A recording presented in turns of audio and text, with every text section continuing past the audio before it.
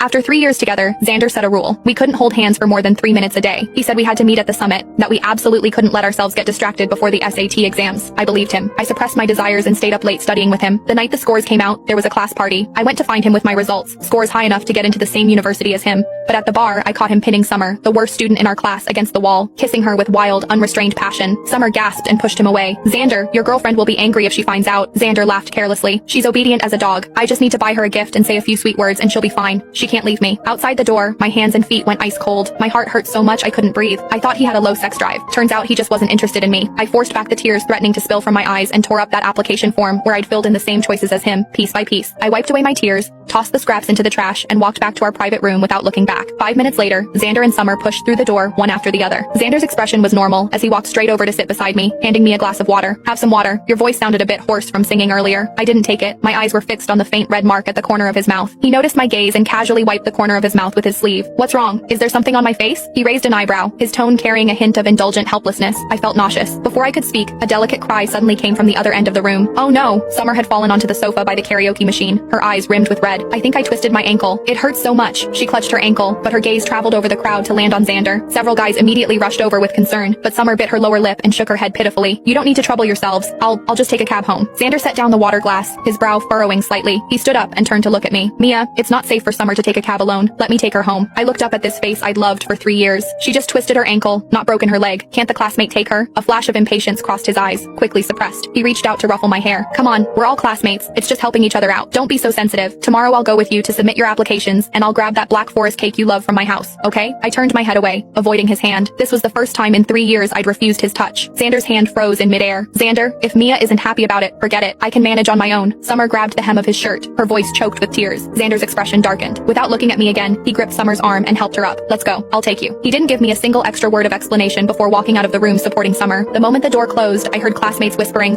"Xander is way too good to Summer. I'm surprised Mia isn't even mad." When the party ended, it was already 10 at night. I walked the streets alone, passing by the corner convenience store that Xander and I used to frequent. My feet seemed nailed to the ground. Through the glass, I saw a young couple in school uniforms huddled together working on homework. The boy draped his jacket over the girl's shoulders, saying something in a low voice. I stood in the wind, my nails digging deep into the soft flesh of my palms. The sharp pain came, and my eyes instantly rimmed red, but I bit my lip hard, refusing to let the tears fall. Back home, I turned on my computer by the light of the street lamp streaming through the window. The screen lit up. In the center of the desktop was a folder named MIT Sprint. It contained scanned copies of every handwritten note Xander had made for me over these 3 years. My hand gripped the mouse, the cursor hovering over that folder for a full 30 seconds. Then I permanently deleted it. Just then, my phone on the desk suddenly lit up. It was a shopping link from Xander, a white floral dress. Immediately, a second message popped up. "Wear